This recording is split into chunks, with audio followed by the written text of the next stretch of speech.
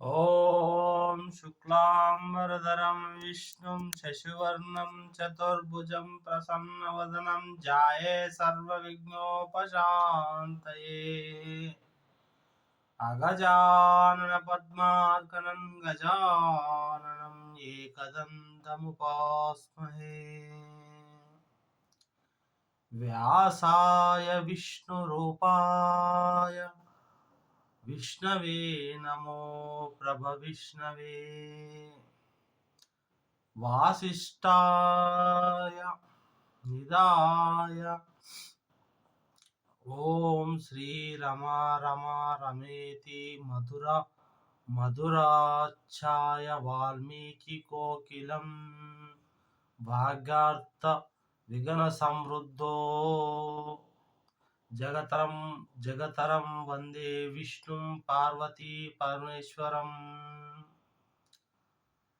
ओम कमलपति विमल कुटी कामाक्षि పరదేవతా స్వరూపమైనటువంటి పరమేశ్వర స్వరూపమైనటువంటి శ్రీ దుర్గామాతకి నమస్కరిస్తూ వెల్కమ్ టు తెలంగాణ బేరాస్ టెక్ సబ్స్క్రైబ్ చేసుకోండి. ఈరోజు దుర్గామాత యొక్క ప్రవచనాన్ని మనం తెలుసుకుందాం. ఆ యొక్క దుర్గామాత మరి మనకు అనేక విధాలైనటువంటి పరాశక్తి అమ్మవారు గురించి చక్కటి వివరణలతో తెలుసుకుందాం. నవరాత్రి గురించి కూడా తెలుసుకుందాం. దుర్గామాత ఆరాధన యందు తరచుగా ఒక మాట వింటూ ఉంటాం. ఉదయం నేను కనుక దుర్గామాత దర్శనమునకు వెళ్ళినట్లయితే అక్కడ ఆరాధన చేసినటువంటి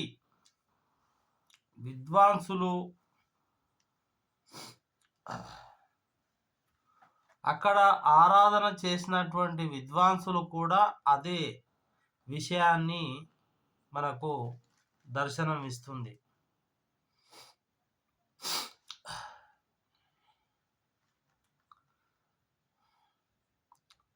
దుర్గామాత ఆరాధన యందు తరచుగా ఒక మాట వినటం మనం ఉదయం నేను కనకదుర్గ దర్శనంకు వెళ్ళినాను, అక్కడ ఆరాధన చేసినటువంటి విద్వాంసులు కూడా అదే విషయాన్ని అన్వయం చేసినారు.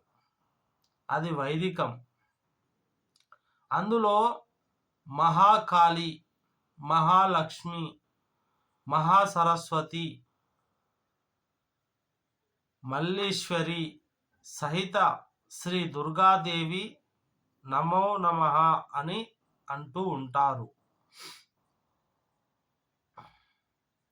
మహాకాళి, మహాసరస్వతి స్వరూపిణి అంటారు. ఆ మాట పరదేవతకి చాలా తరచుగా వాడుతూ ఉంటారు. ఇది ఎక్కువగా వినపడేది శారదా నవరాత్రులు వినపడుతూ ఉంటుంది. అసలు శారదా నవరాత్రులు ఉపాసన చాలా విశేషమైన ఉపాసన. ఎందుకంటే మనము చాంద్రమానము అంటాం, కాలవర్ణనం దాన్ని చాంద్రమానము అంటాం. చంద్రుడు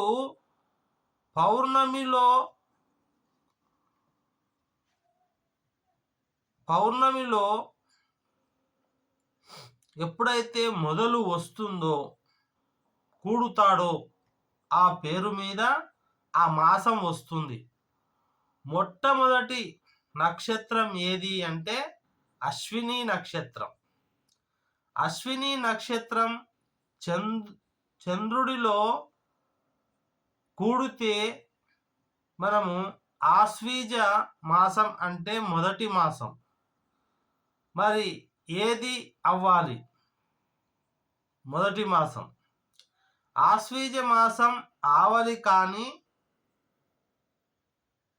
చంద్రమాసంలో మరి చూస్తే మొదటి మాసం ఆశ్వీజ మాసం రాదు. 13 నక్షత్రాలు అటు, 13 నక్షత్రాలు ఇటు, వీడి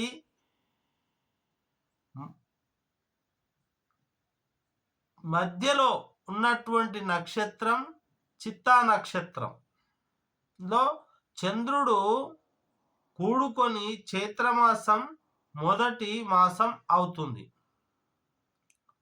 కానీ ఉపాసనకి సంబంధించినంత వరకు ఆశ్వీజ మాసం మొదటి మాసం అవుతుంది.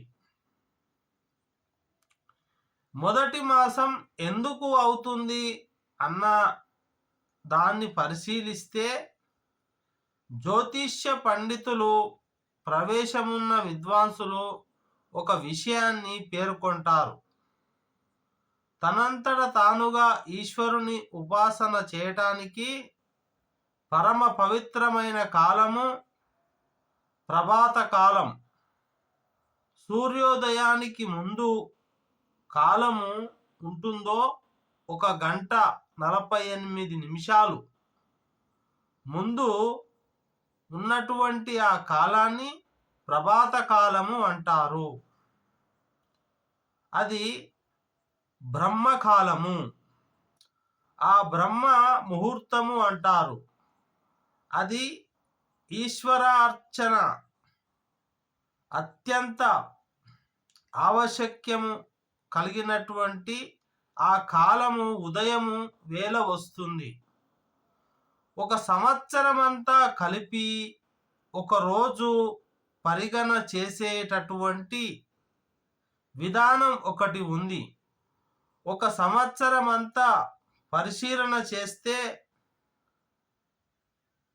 సంవత్సరానికి తెల్లవారుజాము కాలము ఏవి అంటే ఆశ్వీజ మాస శుక్లపక్ష పాడ్యమిలో ప్రారంభము. అంటే ఇటువంటి కాలము సంవత్సరములో ప్రారంభములో వచ్చేటటువంటి కాలం. ప్రభాత కాలములో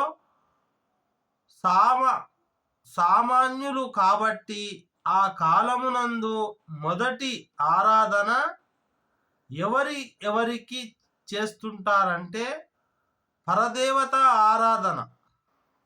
ఆ పరదేవతలకు చెందుతుంది. అమ్మవారి కనకదుర్గ అమ్మవారు చేస్తారు. నవరాత్రులు చేయుట అన్నమాట జాగ్రత్తగా పరిశీలించండి. నవరాత్రులు అంటే 9 రాత్రులు. నిజానికి 9 రాత్రులుగా చేయడానికి చేసే ఉపాసన ఏమీ ఉండదు. రాత్రిరుల మనము సాధారణంగా రాత్రిరుల అయితే ఈ ఉపాసన ఏం చేయరు, కానీ పగలే చేస్తారు. రాత్రి పూజ చేస్తాము. రాత్రి భజన చేస్తామా? చేయము. రాత్రి జాగరణ చేస్తామా? చేయము. ఏమి చేయము. కానీ వసంత నవరాత్రులు, గణపతి నవరాత్రులు, శారదా నవరాత్రులు ఎప్పుడు రాత్రి శబ్దం ప్రయోగిస్తారు. రాత్రి శబ్దం ఎందుకు ప్రయోగిస్తారు అంటే రాత్రి వేళ ఉన్న వస్తువు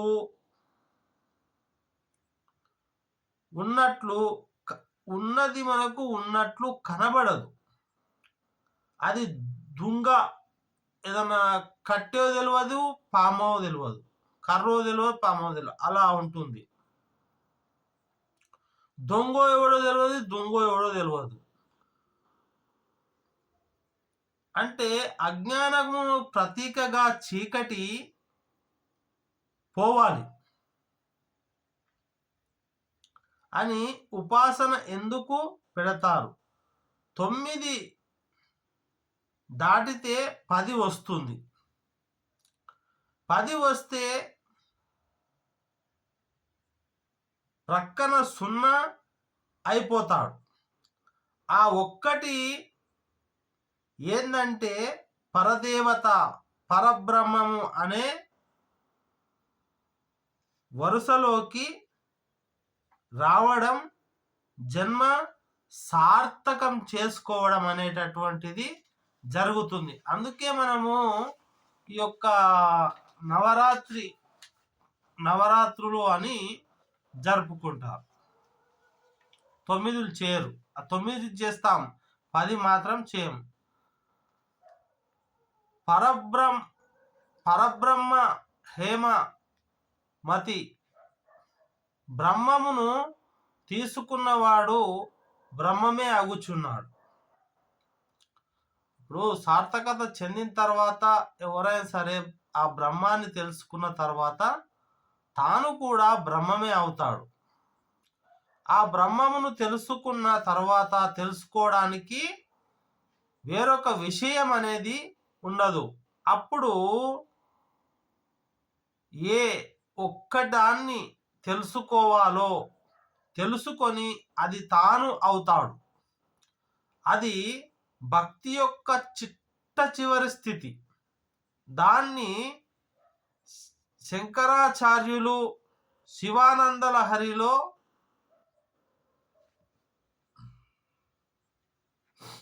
చాలా చక్కగా చెప్పారు. రజస్కాంతం శుచిగా శాంతిగా సింధు నది జలం బ్రహ్మ ప్రాప్తి యథాతథం పదరావిందం అని భక్తి యొక్క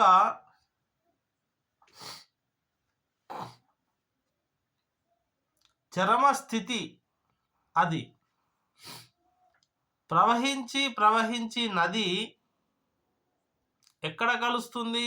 సముద్రమునందు సంగమించిన కలిసిన తర్వాత ఇక నది పేరు కానీ నది రుచి కానీ ఉండవు.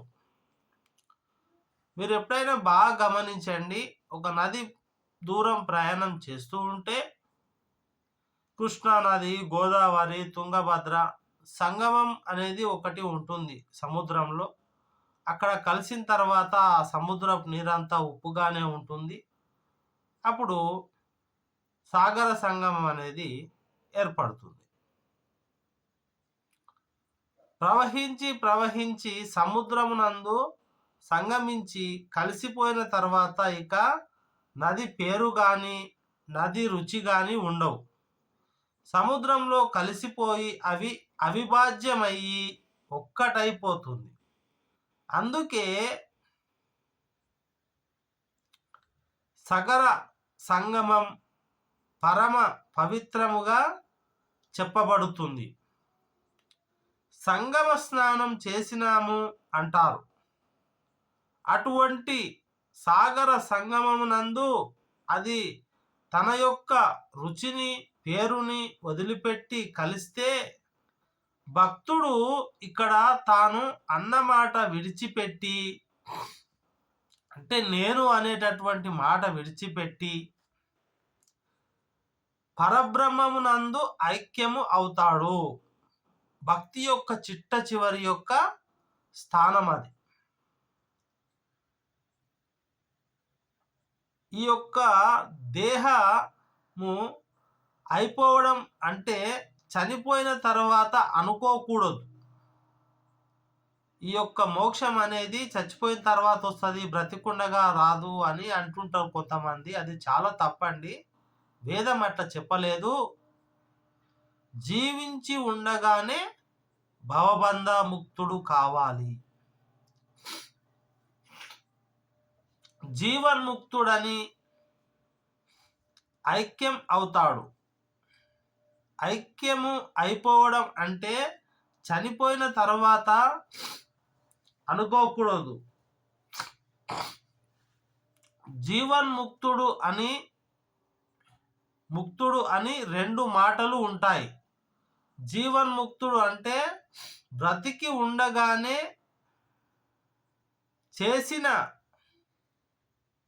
చేసినటువంటి భక్తి వలన జ్ఞానము పొంది ఆ జ్ఞానము వల్ల ఆ యొక్క పరబ్రహ్మగా మారిపోవుట. ఆ ఒక్కటి ఏదైతే ఉందో ఆ ఒక్కటి తాను అయిపోవుటకు జీవన్ముక్తుడు అని పేరు. చూడండి, కొబ్బరి గురుడిలో ఆ కొబ్బరి పెంకు నుంచి విడిపోయిన అది ఇట్లా ఊపితే గుడుగుడు గుడుగుడు అంటది. అంటే బాగా అందులో నీరు ఇంకిపోయిన తర్వాత పండై ఎండిపోయి ఆ పెంకు నుంచి ఊడొచ్చిన తర్వాత ఇట్లా మనం ఊపితే డుగుడుగుడుగుడు అంటది. అట్లనే ఈ యొక్క మనిషి తాను చేస్తున్నటువంటి భక్తి వలన ఈ యొక్క బంధాల నుంచి విడిపోయిన తర్వాత పరబ్రహ్మ లోపల కలిసిపోతాడు. శరీరంతో తద్యాప్యాత చెందినవాడు ఇది నేను కాదు, ఆత్మ, అది నేను, ఆత్మ అన్న విషయాన్ని అనుభవంలోకి తీసుకొని సంగమం లేకుండా శరీరము ప్రారబ్ధము అయిపోయుటకు ఉండు. అందుకే ఇట్టి తీసుకొని పూర్ణాహుతిలో వేస్తారు. ఆ ఒక్కటి ప్రక్కన ఉన్న అదే పదానికి అర్థం. ఎందుకంటే ఇప్పుడు ఒక చుక్క పెట్టి దానికి ఇట్లా సున్నా చూడితే అది సున్నా అవుతుంది. దాని పక్క ఒక్కొక్కటి ఉంటే విలువ పెరుగుతూనే ఉంటుంది. కాబట్టి ఆ ఒక్కటి పరబ్రహ్మ. ఏమిటి అంటే పూర్ణం, పూర్ణమదం, పూర్ణమిదం, పూర్ణాత్ పూర్ణముదిచ్యతే పూర్ణస్య పూర్ణమాదాయ పూర్ణమయ వశిష్యతే అంటుంది ఉపనిషత్తు. తాను పూర్ణం అయిపోవడం ఇక్కడ బయలుదేరిన చోటే అక్కడికి వచ్చి బయలుదేరటం. ఒక చుక్క పెట్టి పెద్ద సున్నా మొదలు పెడతారో మళ్ళీ రెండో చుక్క కలుపుతారు. ఇట్లా ఆ సున్నా బ్రహ్మము నుండి విడిపోయి నేను జీవుణ్ణి, నేను జీవిని కాదు బ్రహ్మము అని తెలుసుకొని బ్రహ్మమును పొందడమే ఇక్కడ బయలుదేరిన చోటు నుండి మళ్ళీ అక్కడికి తిరిగి వెళ్ళిపోవడం. ఇప్పుడు పూర్ణం అయిపోతాడు. ఆ ఒక్కటి ప్రక్కన సున్నా అయిపోయినప్పుడు అందుకని నవరాత్రులుగా ఉపాసన చేస్తారు. తెలిసిందిగా 9 రాత్రులు ఎందుకు చేస్తారంటే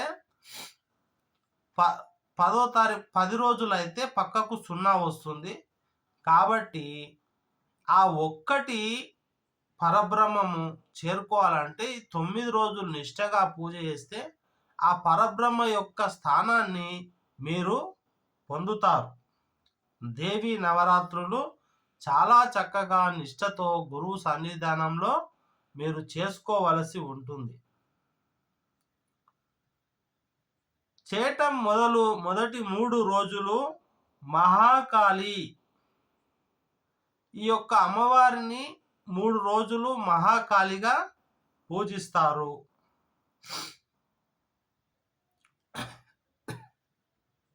మహాకాళి స్వరూపముగా ఉపాసన చేస్తారు. తర్వాత 4, 5, 6 రోజులలో మహాలక్ష్మి స్వరూపంగా ఉపాసన చేస్తారు.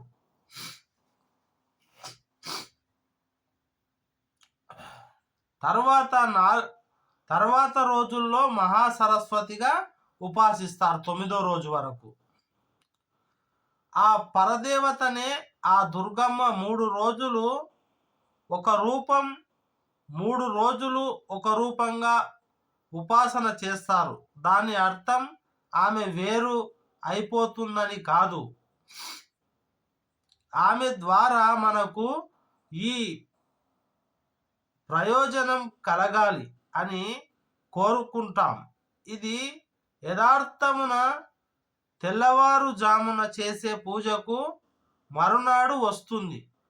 మరునాడు సూర్యోదయం వరకు రక్షణ కల్పిస్తుంది.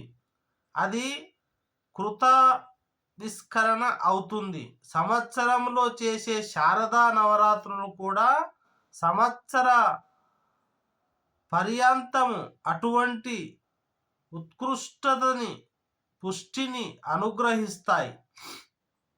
ఇందులో అమ్మవారైనటువంటి దుర్గామాత, మహాకాళి, మహాలక్ష్మి, మహాసరస్వతి ఉపాసన చేయడానికి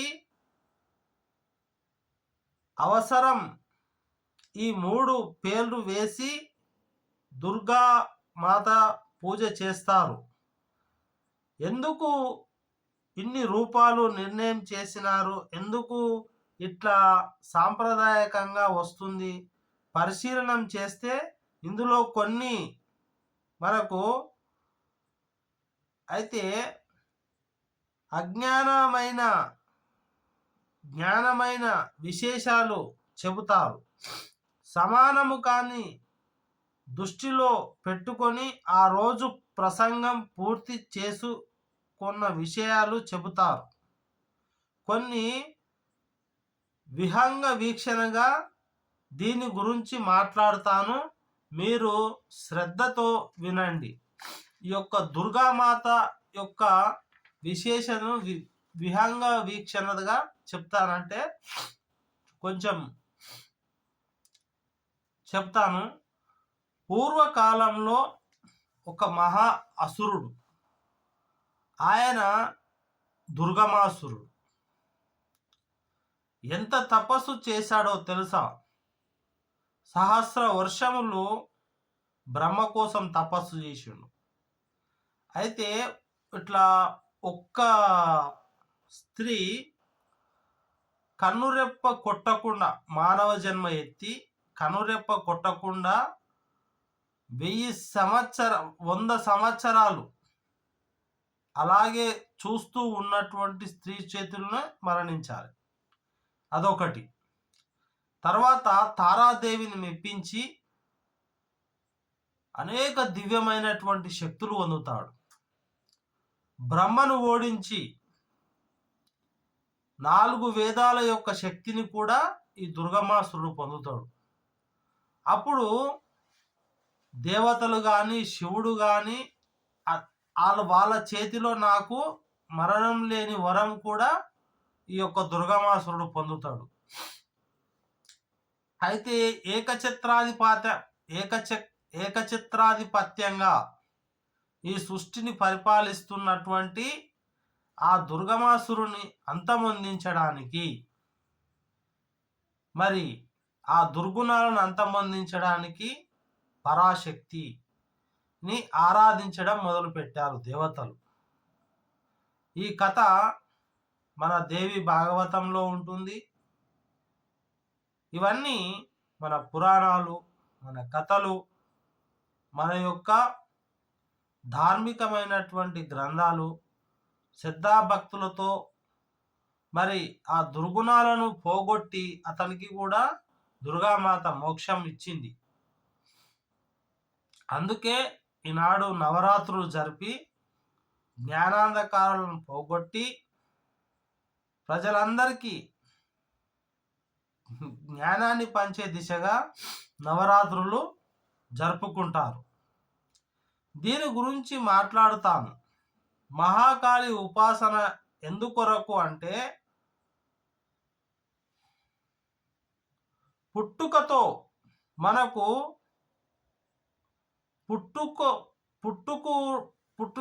పుట్టినటువంటి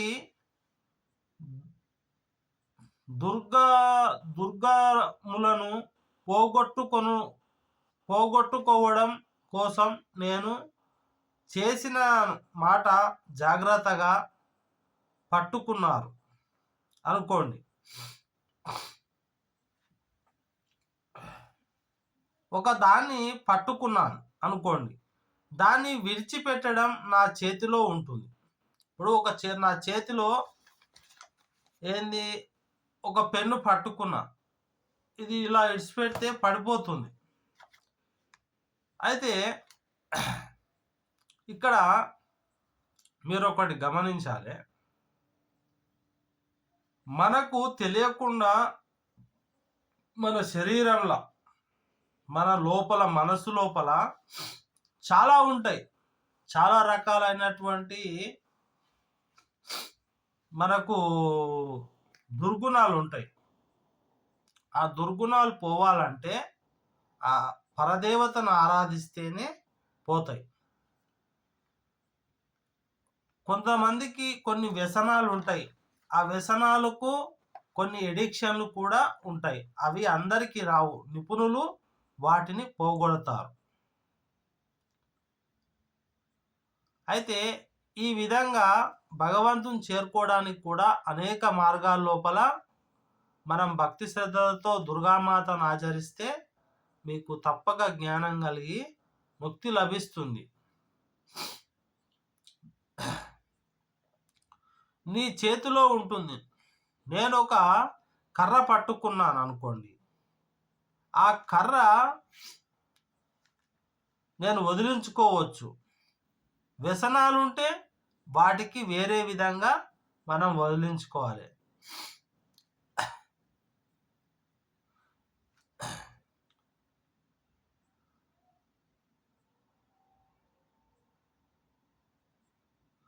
అంటే మనకు ఇష్టం లేనిది వస్తే అది వదిలిపోతుంది. అంటే ఏంది, మనకు చాలా ఇష్టమైంది ఒక వ్యసనం ఉందనుకో, అది వదిలిపోవాలంటే దానికి ఎడిక్షన్స్ కూడా ఉంటాయని చెప్తున్నాను. మనకు పట్టుకున్న దుర్గుణం విడిచిపెడుతుంది. దానికి సంబంధించి ఇస్తే అది వదిలిపేస్తుంది. ఇప్పుడు ఒక మనిషికి ఒక వ్యసనం ఉంటే అది అంత ఈజీగా అతన్ని వదిలిపెట్టదు. దానికి సంబంధించిన ఎడిక్షన్ ఇస్తేనే అది వదిలిపోతుంది. అదేవిధంగా పరాశక్తి ఆ మార్పు ఆమెనే ఇవ్వాలి మనకు. జగన్మాత మనం ఇంత వద్దు అన్న మనము పట్టుకొనేది 6 ఉంటాయి. పుట్టగానే మనిషి నువ్వు ఎంత వద్దు అన్నా కూడా జన్మతః 6 అయితే ఉంటాయి. వాటిని షట్వికులు అంటారు. కామ, క్రోధ, లోభ, మద, మాత్సర్యం. ఇవి 6 ఈ 6 మనిషిని పట్టుకొని ఉంటాయి. వీటికి అభ్యాసం అక్కరలేదు. గురువు గారికి వెళ్ళడం కానీ పుస్తకాలు చదవడం కానీ అవసరం లేదు. మనిషి కోరికలు పొందడానికి ఎక్కడికి వెళ్ళి అర్చనం చేయవలసిన అవసరం లేదు. పుట్టుకతో వస్తుంది అని అన్ని వేళలా కామం అంటే స్త్రీ పురుష భావన వద్దు. నిరంతరం పుట్టే కోరికలు ఇవి ఉన్నాయో వాటిని కాలము అని పిలుస్తారు, కోరికలు అని పిలుస్తారు, కామము అని పిలుస్తారు. నిరంతరం మనిషికి ఎప్పుడు ఏవో కోరికలు ఉండే ఉంటాయి. ఇప్పుడు ఈ కోరిక ఏం చేస్తుందంటే గిరగిర గిర గిర గిర గిర తిప్పుతూ ఉంటుంది మనిషిని. జన్మ యొక్క ప్రయోజనాన్ని కాలం యొక్క విలువను కానీ తెలియనివ్వదు. సుడిగాలి వచ్చినప్పుడు ఎండుటాకు ఏ విధంగా పైకి ఎగిరిపోతుందో కోరికలకు వశము అయిన వ్యక్తి అలా తిరుగుతూ ఉంటాడు. ఎప్పుడు ఏదో కోరిక, ఆ కోరిక తీర్చుకోవడానికో ఏదో ఒకటి చేస్తూ ఉంటాడు. అగ్నిలో నెయ్యి పోస్తే అగ్ని ఆరదు, నీరు పోస్తే ఆరిపోతుంది. ఎన్నిసార్లు ప్రయత్నం చేసి కోరికలు తీర్చుకున్నా కొత్త కోరికలు పుడుతూనే ఉంటాయి. ఇక్కడ ఒక విషయాన్ని జాగ్రత్తగా పరిశీలన చేయవలసి ఉంటుంది. పరదేవత అయిన దుర్గామాత అమ్మవారి మాటకు అనుగ్రహం అన్న మాటకు అర్థం దుర్గామని మహాకాళి స్వరూపంగా ఎందుకు ఆరాధన చేస్తారంటే కోరికలు మనలో నుంచి పుడుతున్నాయి.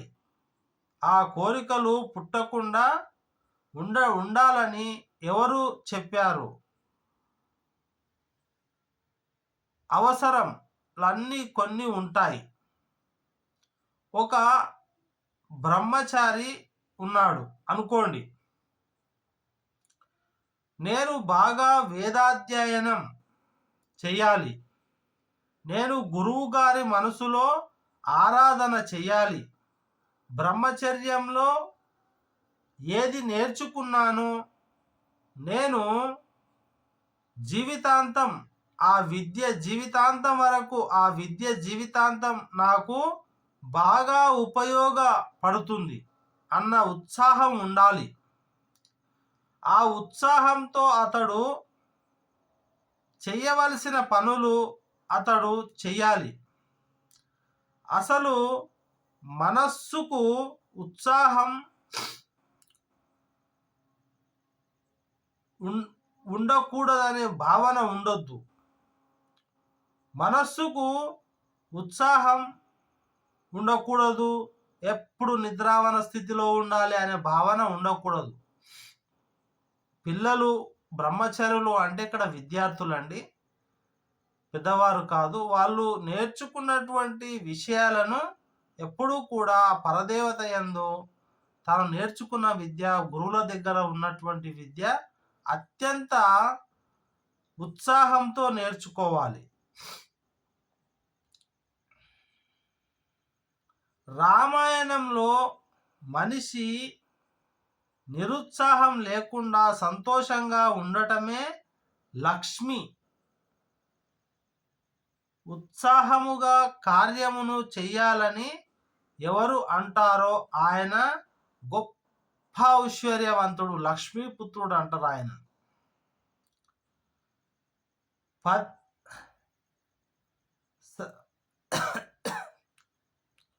అది లేనప్పుడు జీవితంలో ఏది ఉన్నా ప్రయోజనం లేదు. ఇక సంతోషం లేకుంటే జీవితంలో నీకెంత ఆస్తున్నా ఏమీ లేదు.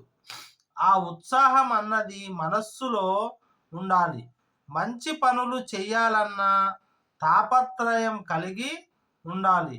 నిరంతరం కోరికలు అక్కరకు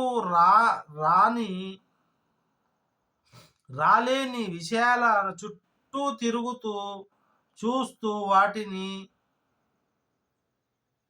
తీర్చుకోవడంలో ఉత్సాహం తిరగబడాలి.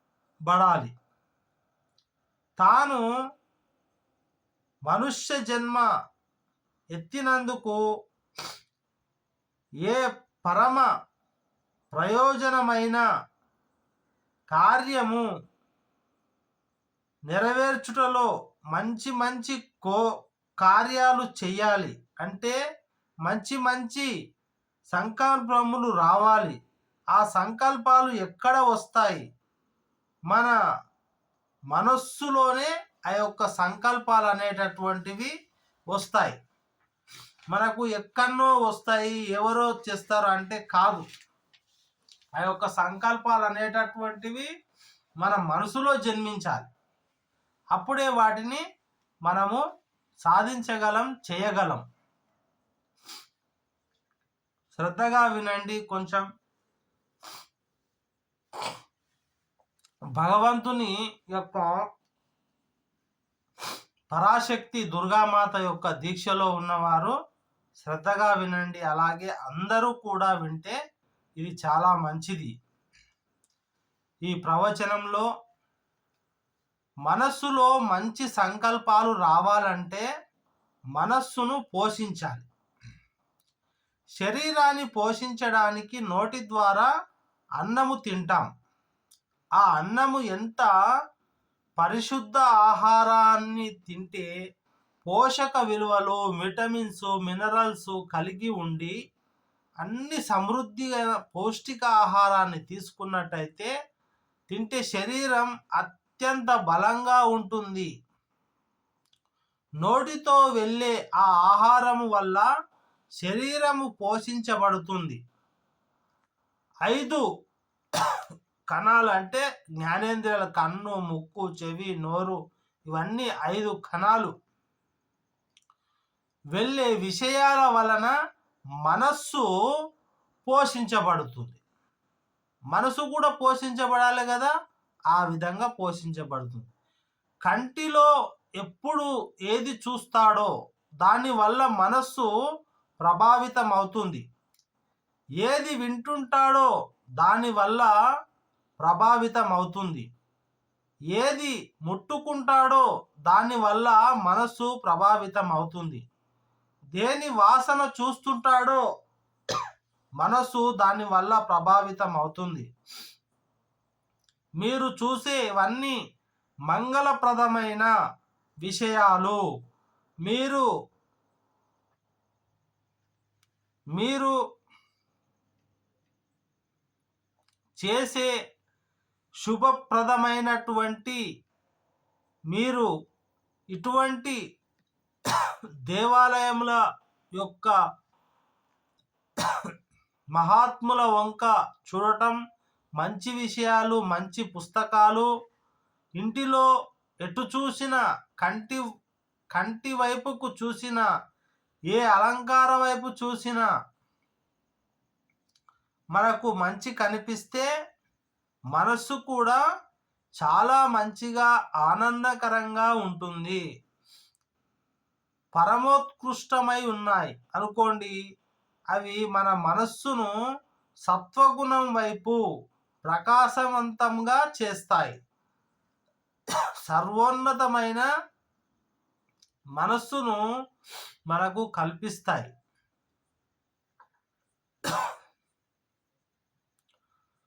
కను ఎటు చూసిన మంచి విషయాలు కనబడుతాయి అనుకో, మనస్సు సత్వగుణంతో నిండిపోతుంది.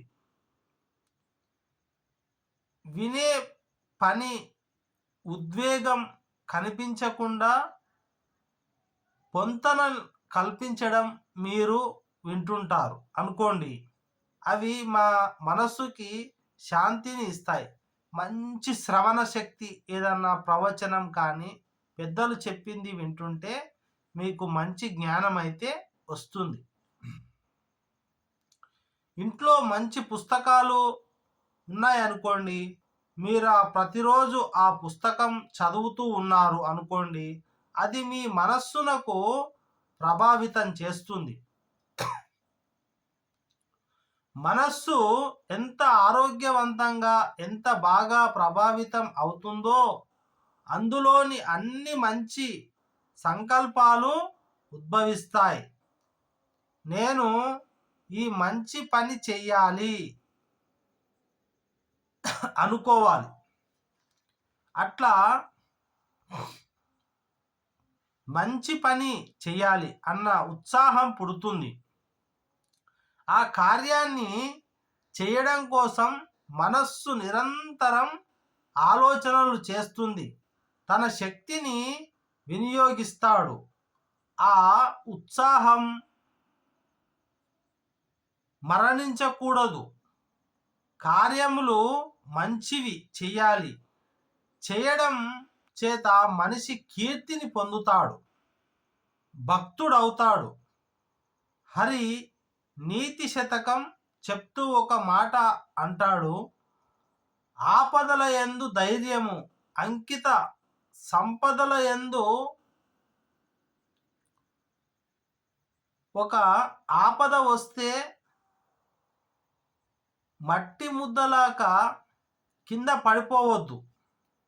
జారి పడిపోతే అట్లా పడిపోకుండా బంతి కింద పడితే ఎలా పైకి లేస్తుందో అలా ఉత్సాహముగా పైకి లేవగలగాలి. అటువంటి గుణాలు ఎవరు ఇస్తారు అంటే ఆ పరదేవత అయిన దుర్గమ్మ వారు మనకు ఇస్తుంది. కేవలం ఇంద్రియములతో రంజింప పడుతూ ఎంతసేపు శరీరంలో శోషణ పడుతున్న లేదా అన్ని ఉత్సాహ కార్యక్రమాలు సాధించాలి. జీవితాన్ని సద్వినియోగం చేసుకోగలిగినటువంటి లక్షణము కలిగితే ముందుగా లోపల ఉన్న దుర్గుణములను తుడిచివేయాలి.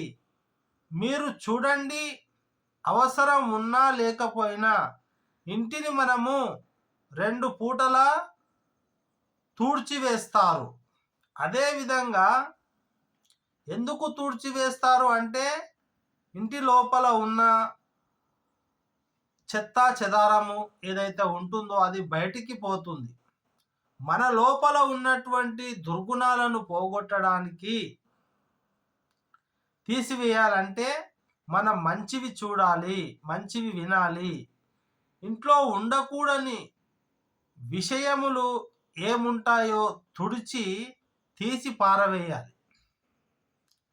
ఆరోగ్యంగా ఉండటానికి మనలో జన్మల సంస్కారం వలన దుర్గుణములు ఏవి ఉంటాయో ఆ దుర్గుణములు తొలగిపోవాలి అంటే ఒకే ఒక ఆధారం, పరదేవత యొక్క పాదములు పట్టుకోవాలి. అమ్మవారి గొప్పతనం ఎక్కడ ఉంటుందంటే మీరు ఎప్పుడు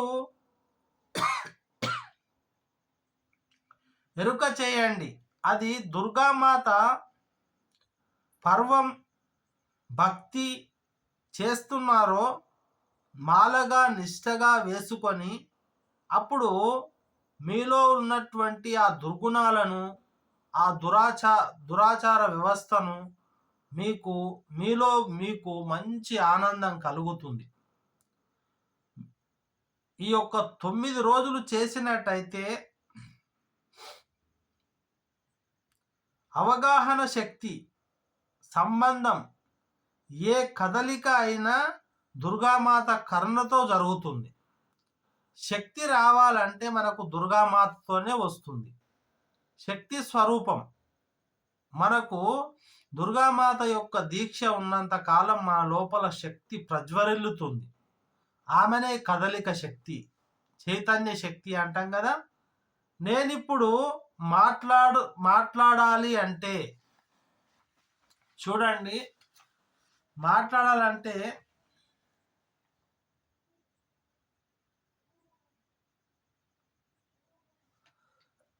నేనిప్పుడు మాట్లాడుతున్న వాయువు కదలాలి, లోపల నుంచి కదిలి పైకి వచ్చి ఆ యొక్క మన నోటి ద్వారా బయటకు వెళితే ఇప్పుడు ఏమవుతుంది, ఆ గాలి సంకోచ వ్యాకోచాలు చెందుతూ మనకు అక్షరాలు పదాలుగా మారుతాయి. పదాలు భావాలుగా మారి నా భావాలు మీ యొక్క చెవికి చేరుతున్నాయి. అంటే ఇదంతా పరదేవత యొక్క అనుగ్రహం. ఈ వాయువు కదిలి పైకి వచ్చి బ్రహ్మ రంధ్రము వద్దకు వెళితే అప్పుడు వెనక్కు నెట్టి అటు నుంచి బయటికిలో నెట్టి వేస్తే అది నా నోట్లోకి వచ్చేటప్పటికి మెదడులోకి వచ్చిన మాటలకి అనుగుణంగా కదిలినటువంటి నాలుక చేత నొక్కబడిన వాయువు సొట్టలబడి అక్షరములు పదములు వాక్యములై పైకి నా భావం మీ చెవులకు గుండా వెళ్ళాలి. మీకు అర్థం అయ్యే మాటలు చెప్పాను.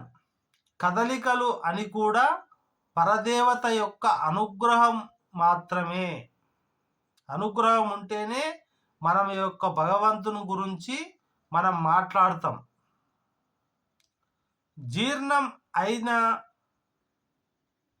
దుర్గామాత అనుగ్రహం, ఊపిరి తీస్తే అమ్మవారి అనుగ్రహం, గుండె కొట్టుకోవాలన్న అమ్మవారి అనుగ్రహం, దుర్గామాత అనుగ్రహం ఉంటే అమ్మవారి అనుగ్రహం, ఇవన్నీ పరదేవత అనుగ్రహం చేతనే మన యొక్క శరీర వ్యవస్థ యొక్క నిర్మాణం పనిచేస్తూ ఉంటుంది.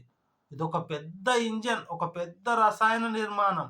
గుండె కొట్టుకోవాలన్నా, ఊపిరి ఆడాలన్నా శ్వాస నడిపిస్తుంటుంది అంతర్లీనంగా లోపల. అర్థం చేసుకోవాలి.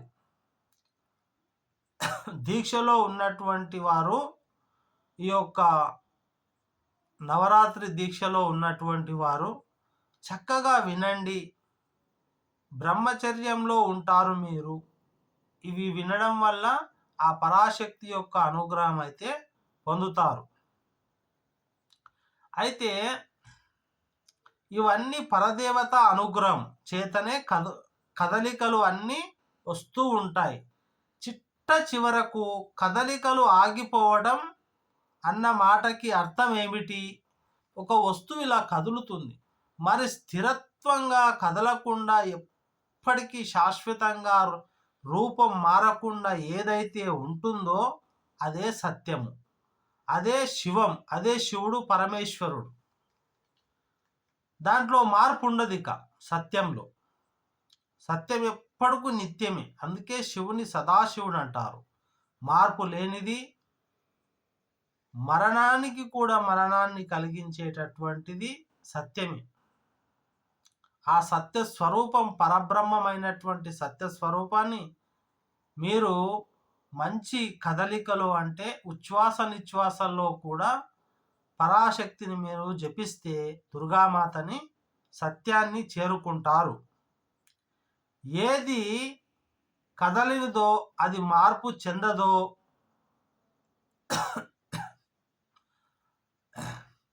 అర్థం ఏమిటంటే సత్యము. ఏది కదలదో, ఏది మార్పు చెందదో అది సత్యము. ఆ బ్రహ్మము తానుగా అనుభూతి పొందుతాడు. దాని కదలికలన్నీ కదలికలు అని ధార్మికముతో ఉత్సాహం కావాలి. అంటే అది పరదేవత అనుగ్రహం వల్ల మాత్రమే సాధ్యము అవుతుంది. ఇక్కడ జాతి నిర్వీర్యం అయిపోతుందో, ఎక్కడ జాతి జనులు ఇంద్రియ సుఖములకు మాత్రమే పాటుపడటం, ఎక్కడ జాతి జనులు స్వార్థం కోసమే అలవాటు పడతారో, నేను నాది తప్ప ఇతరుల యొక్క సౌఖ్యం గురించి ఆలోచించడం తప్ప అంతకన్నా ప్రమాదకరమైన పరిస్థితి సమాజమునకు ఉండదు. ఎందుకని అంటే మీరు ఒక విషయం గమనించండి.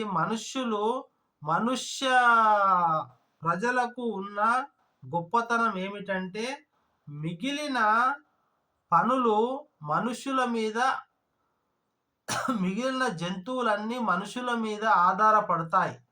కారణం, మిగిలిన ప్రాణులు ఒకదానికొకటి ఆహారం కోసం వాడుకుంటాయి. ఒక పులి ఒక కుందేలును చంపితే ఆహారం కోసము చంపుతుంది. మనిషి అట్లా కాదు.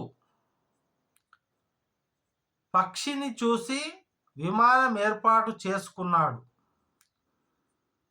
ఎగిరిపోతున్నాడు.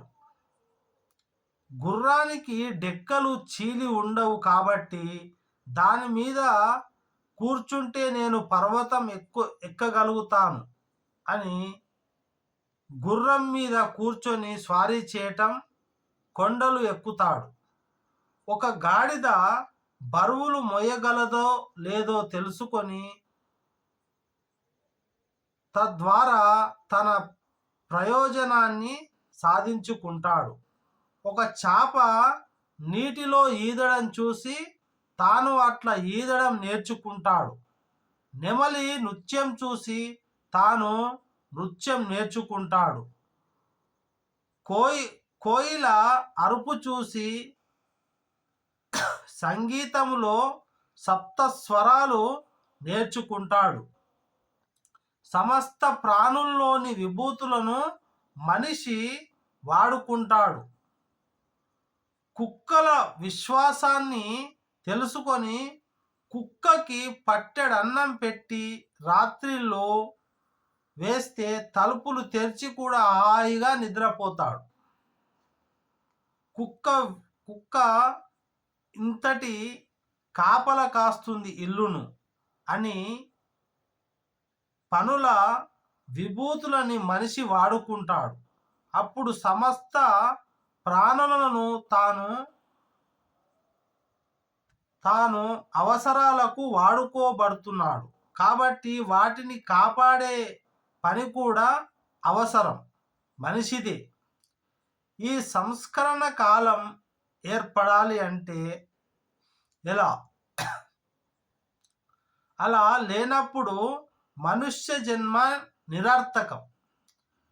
సాటి ప్రాణికి మేలు చేసేదే మానవ జన్మ యొక్క సార్థకం. అలా చేయనప్పుడు ఆ యొక్క మనిషి జన్మ స్వార్థకం కాదు. నేను అని అన్ని ప్రాణుల కొరకు బ్రతకాలి అంటే ఆ పరదేవత అనుగ్రహం కలిగితే తప్ప ఎప్పుడు స్వార్థం కోసం ఆలోచించే మనస్సు తొలగిపోవాలి. కానీ అది పోదు. ఆలోచిస్తూనే ఏమి నష్టం? కేవలం స్వార్థం తీసుకోవడం, సంపాదించి దాచుకోవడం కానీ, ఆస్తి సంసారం కానీ, చుట్ట చివరకు అన్న శరీరము కానీ శాశ్వతము కాదు. ఇవన్నీ కూడా దగ్ధమైపోతాయి, అంటే వెళ్ళిపోతాయి. మనము ఏదైతే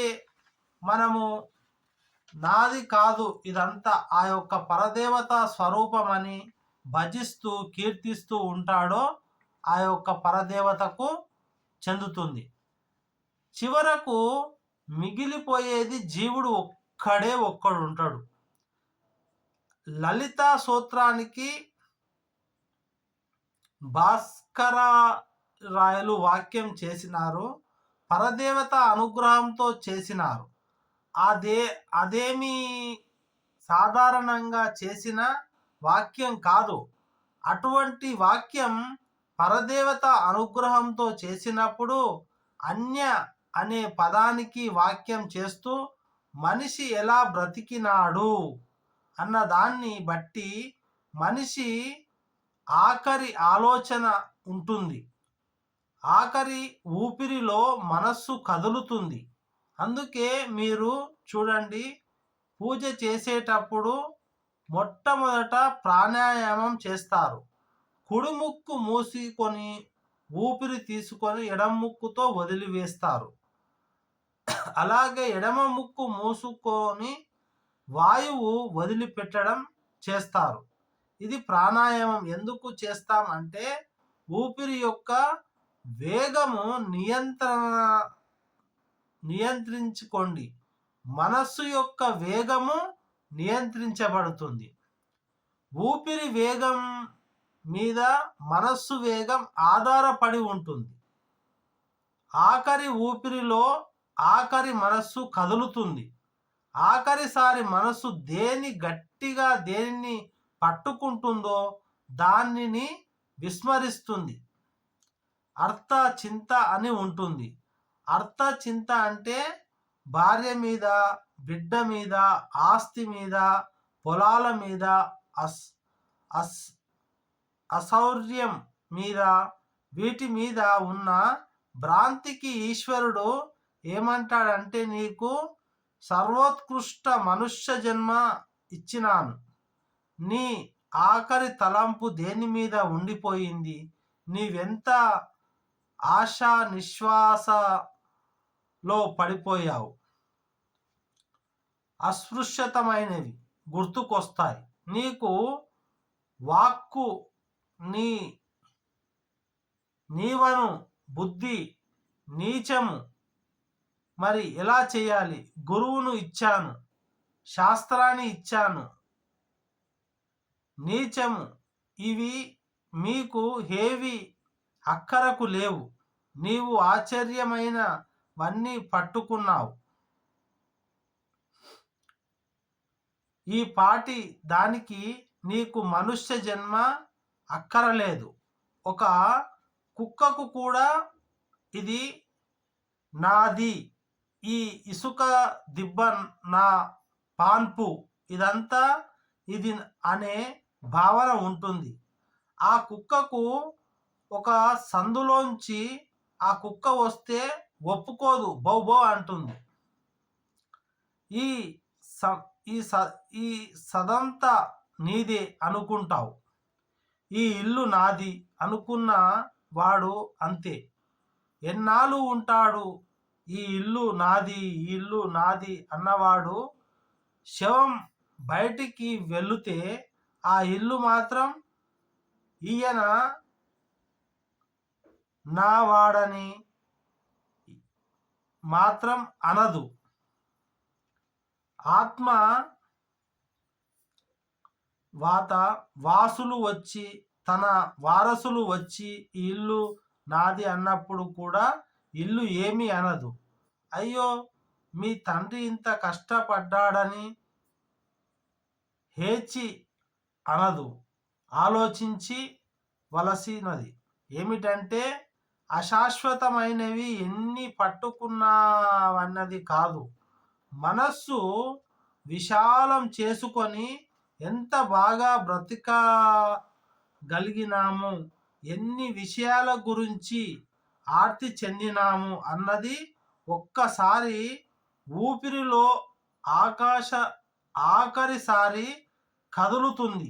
నేనింకా ఎన్ని భావనలో 24,000 శ్లోకంలో రామాయణంలో నాకు వచ్చిన ఒక్క శ్లోకానైనా చదవలేకపోతిని, అధ్యయనం చేయలేకపోతిని అని ఎవరైతే అనుకుంటారో, భగవద్గీత పారాయణం, భగవంతుని గుడికి ఒక్కసారైనా వెళ్ళలేకపోతిని అని పశ్చాత్తాపపడి పాపాలు చేసినప్పటికి కూడా, అయినప్పటికీ ఆ చివరి క్షణంలో ఊపిరి ఆగిపోయేటప్పుడు మనసు ఒక్కసారి కదులుతుంది, ఆ భావాలన్నీ గుర్తుకు తెస్తుంది. అయితే అసొంటి వారికి మళ్ళీ ఆ యొక్క పరదేవత మనుష్య జన్మనిచ్చి తర్వాత తనను తరింపజేస్తుంది. సర్వే జనా సుఖినో భవంతు. దుర్గామాత యొక్క ప్రవచనం 1వ భాగం, 2వ భాగం మళ్ళీ దేవి నవరాత్రులను అనుసరించి రేపు తెలుసుకుందాం. సర్వే జనా సుఖినో భవంతు. దుర్గా భవానీ మాతాకి జై.